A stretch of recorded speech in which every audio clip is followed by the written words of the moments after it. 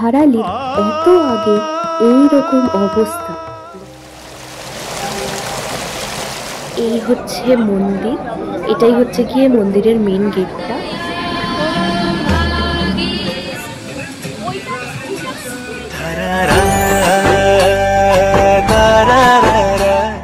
Good morning from Uttarkashi. আজকে যাব হচ্ছে আমরা গঙ্গোত্রীতে, আর এখন বাজে হচ্ছে 5টা, আর আমরা রেডি হয়ে গেছি, এখন রওনা দেব গঙ্গোত্রীর উদ্দেশ্যে। আমরা উত্তরকাশী প্রায় 8-9 কিলোমিটার আগেই আছি, তাই জন্য এত সকালে বেরোতে হচ্ছে আমাদের, কারণ ডিস্টেন্সটা অনেকটাই, প্রায় 107 কিলোমিটার আমাদেরকে ট্রাভেল করে যেতে হবে। দ্যাটস ওয়াই মানে যেতে আসতে রেডি হয়ে গেছি, আর আপনারাও চলুন আমাদের সাথে এক্সপ্লোর। আর এখন আশেপাশের এনভায়রনমেন্টটা আমি আপনাদেরকে দেখাচ্ছি।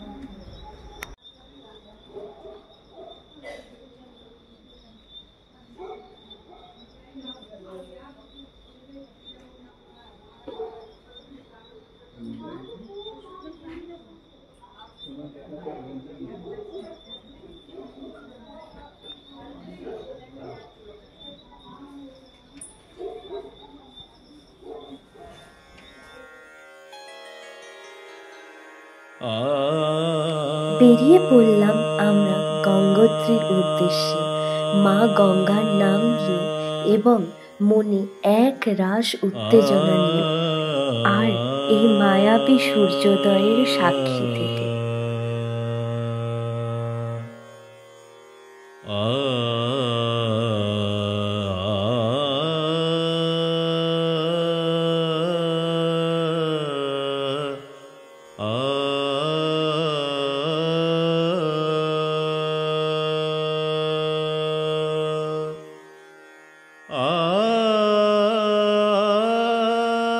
আমাদের গাড়ি যত এগিয়ে যেতে থাকলো, প্রকৃতির সৌন্দর্য যেন ভরে ভরে সেজে উঠল আমাদের সামনে। মনে হলো প্রকৃতি যেন কোনো গল্পের বইয়ের মতো তার রোমাঞ্চকর গল্প দেখাচ্ছে আমাদের। একদিকে রাস্তার ভয়ঙ্কর রূপ, মাঝে মাঝেই পাথর খসে পড়ছে পাশের পাহাড় থেকে, এবং পূর্বে ঘটে যাওয়া ক্লাউড বার্স্টের চিহ্ন। অন্যদিকে মা ভাগীরথীর অপরূপ সৌন্দর্য এবং স্রোত দেখে সত্যিই মুগ্ধ হয়ে যাচ্ছে। सकल मोह पाश नाम जपत शंकर मदनारी, तेरो ही गुण गावे गावे, तेरो ही गुण गावे। কিছুটা রাস্তা অতিক্রম করতে আমাদের সামনে ধরা দিল প্রকৃতির এক ভয়ঙ্কর রূপ। রাস্তা ভেঙে পুরো মিলিয়ে গেছে নদী বক্ষে, এবং এই রাস্তা পেরোতে আমাদের পথ আটকে দাঁড়ালো এখানকার বিখ্যাত জ্যাম।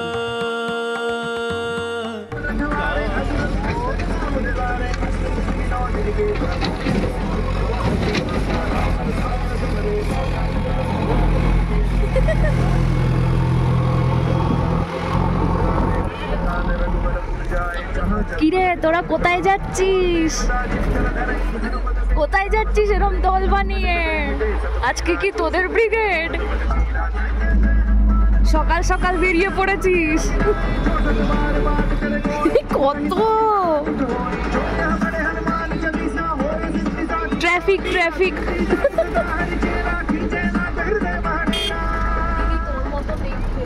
খানিকটা তোর মতন।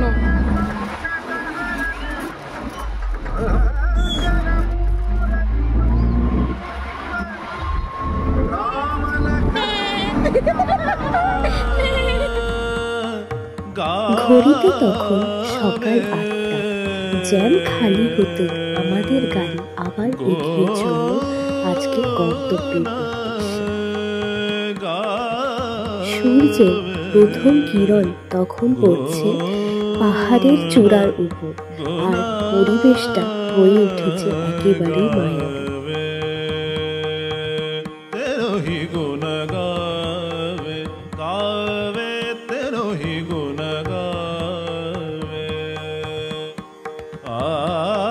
কিন্তু এই মায়াবী পরিবেশ বেশিক্ষণ উপভোগ করতে পারলাম না, কারণ সামনেই দেখা দিল সেই সেপ্টেম্বরে ঘটে যাওয়া হরপাবানের প্রভাব। কি ভয়ঙ্কর সেই রূপ! রাস্তা, ব্রিজ সব ভেঙে মিলিয়ে গেছে নদীতে। উজাড় হয়ে গেছে পুরো একটি আস্ত গ্রাম। আমরা সবাই ভাবলাম হয়তো আমরা পৌঁছে গেছি ধারালি গ্রামে, কিন্তু ড্রাইভার দাদাকে জিজ্ঞেস করতে সে বলল এটা ধারালি নয়, ধারালি আসতে এখনো খানিক দেরি আছে। মনে মনে ভাবলাম ধারালি এত আগে এইরকম অবস্থা, না জানি ধারালিতে তাহলে কি হয়েছিল সেই ভয়ঙ্কর হরপাবানে।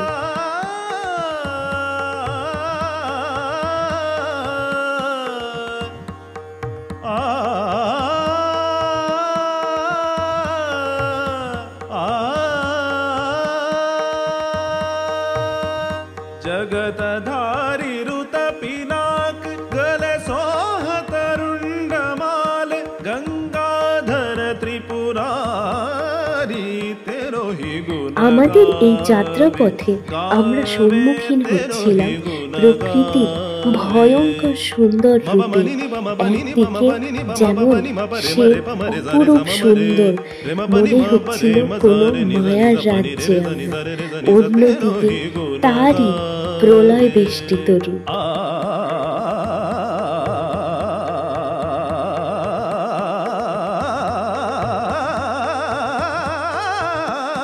যাত্রার এই পর্যায়ে আমরা ছিলাম ইন্ডিয়ার সর্বোচ্চ সুন্দর একটি গ্রাম হার্শিল গ্রাম থেকে আর মাত্র 10 কিলোমিটার দূরে।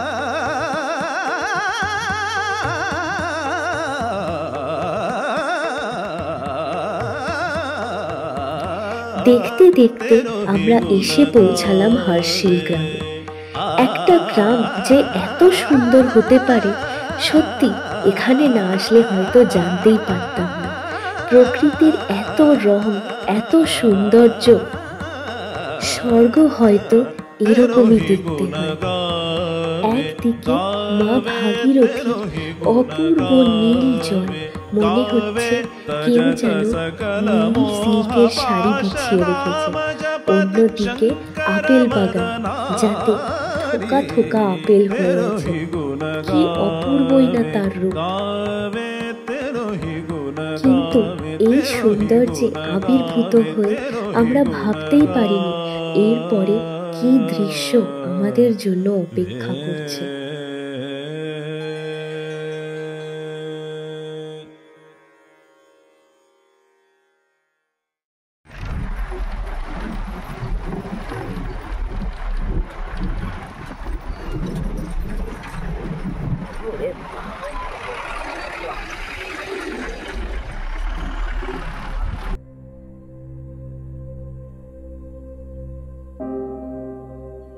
দেখতে দেখতে আমরা পৌঁছে গেলাম সেই ধারালি গ্রামে, যেখানে কয়েকদিন আগে হয়েছিল ভয়ঙ্কর হরপাবান।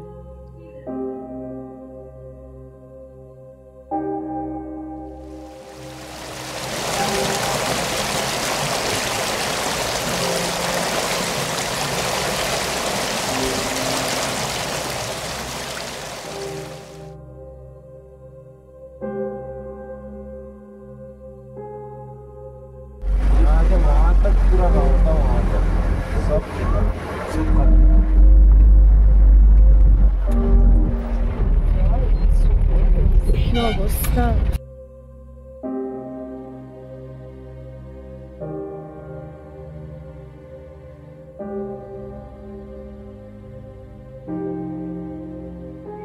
এই গ্রামের রূপ দেখে আমাদের কারোরই মুখে কোনো কথা ছিল না, শুধু হা করে তাকিয়েছিলাম আর দেখছিলাম কি ভয়ঙ্করই না হতে পারে মা ভাগীরথীর রূপ। রাস্তা মধ্যিখান থেকে ভেঙে চলে গেছে নদীর মধ্যে, মধ্যিখান থেকে বইছে মা ভাগীরথী। কত বাড়ি ঘর, স্কুল, মন্দির, ব্যাংক সব চলে গেছে মা ভাগীরথীর পক্ষে। আমাদের ড্রাইভার দাদা জানালো পুরো ঘটনাটাই ঘটেছিল মাত্র 25 সেকেন্ডে। কিছু ভাবার আগেই সব শেষ হয়ে গেছিল।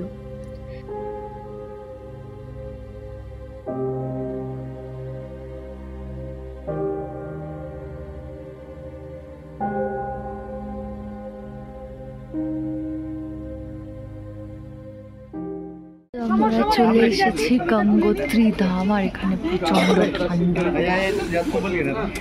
গঙ্গোত্রী ধাম, এখন টেম্পারেচার -1 এখানে। আমি হাঁটছি, ছবি তুলছি। কই আমি তুমি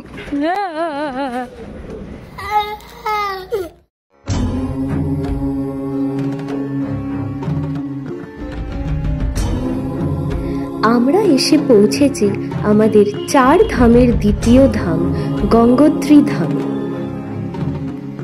সেই সামনে যে গেটটা দেখলেন, সেখান থেকে ঢুকে আমাদের আরো উঠতে হবে 500 মিটার মন্দিরের জন্য।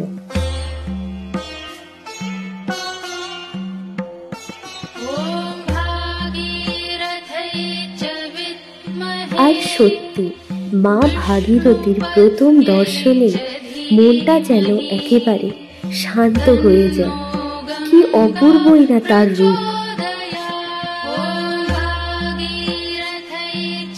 মন্দির যেতে পথের 2 ধারে এইরকম অনেক রকমের দোকান আছে। সফিনিয়ার শপ, সোয়েটার, মাফলার, অনেক কিছুরই দোকান। কিন্তু সেই দিকে ধ্যান না দিয়ে আমরা এগিয়ে চললাম সামনের দিকে। তো আমরা এখন এসে গেছি গঙ্গোত্রীর মন্দিরে। আর এই হচ্ছে মন্দির, এটাই হচ্ছে গিয়ে মন্দিরের মেন গেটটা। এখন হচ্ছে গিয়ে -7 ডিগ্রি সেন্টিগ্রেড, ভীষণ ঠান্ডা, সব জমে যাচ্ছে। জাস্ট এমনিও মেঘ করে আছে। আর এই হচ্ছে মন্দিরের চত্বরটা। এখান থেকে বরফ ঢাকা মানে মাউন্টেনগুলো দেখা যাচ্ছে, অসাধারণ লাগছে।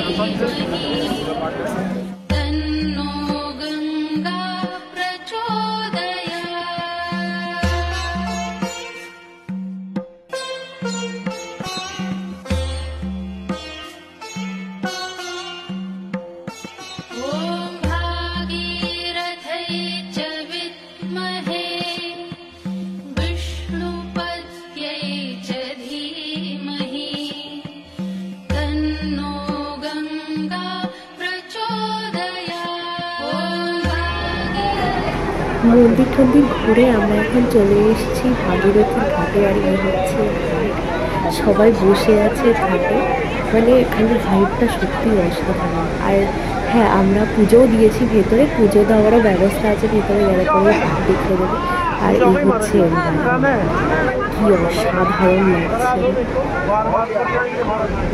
ওইদিকে সব শৃঙ্গগুলো, আর তার মধ্যে দিয়ে মনে হচ্ছে শঙ্করজি ছবি তুলছে, তার মধ্যে দিয়েই নেমে আসছে মা ভাগীরথী। অসাধারণ লাগছে। জাস্ট আপনাদের সাথেও শেয়ার করছি, একটু কাছে গিয়ে দেখাচ্ছি।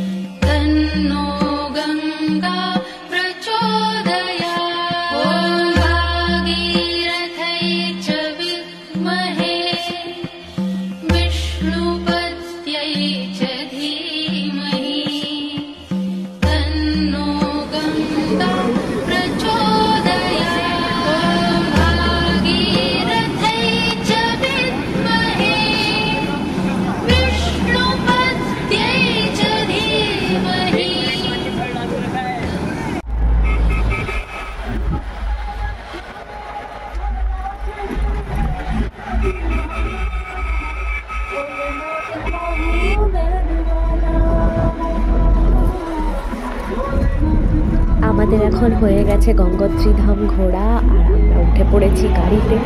আর সবার মনে হেভি আনন্দ, কারণ 2টো ধাম কমপ্লিট। তাই তাই সবাই হেভি গান শুনতে শুনতে এখন যাচ্ছি আমরা হোটেলে।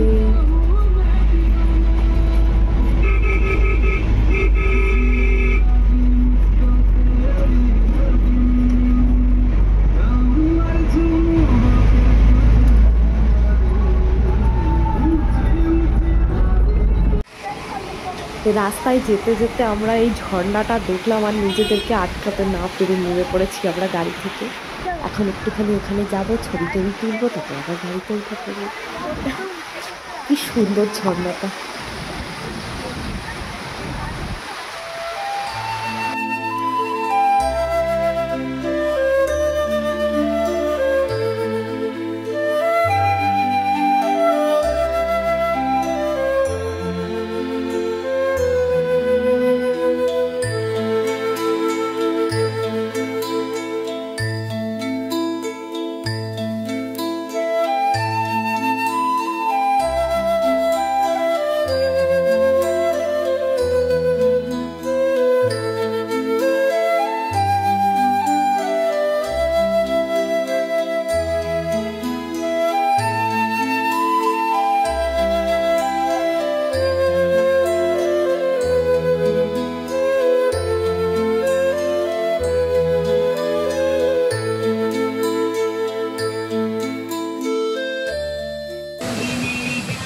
গাইস, আমরা আবার একটা ঝর্ণা দেখে দাঁড়িয়ে পড়েছি আর ঝর্ণাটা কি অসাধারণ, মানে স্পিচলেস জাস্ট।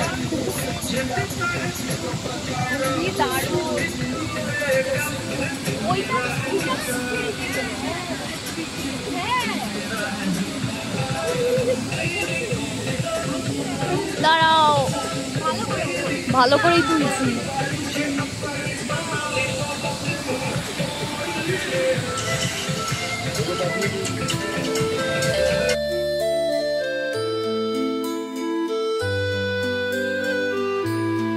ঝর্ণা ঠর্ণা দেখে আমরা আবার শুরু করলাম আমাদের যাত্রা উত্তরকাশীর দিকে। কারণ এবার সত্যি হোটেলে পৌঁছানো উচিত, কারণ ঘড়িতে বাজে তখন প্রায় 5টা আর আমরা তখনও পৌঁছাতে পারিনি হোটেলে। কাল হচ্ছে আমাদের সবচেয়ে বড় পরীক্ষা এই 4 ধামের যাত্রায়। তৈরি তো হতেই হবে। তাই আজ আসি, দেখা হবে কালকে একটা নতুন গল্প নিয়ে।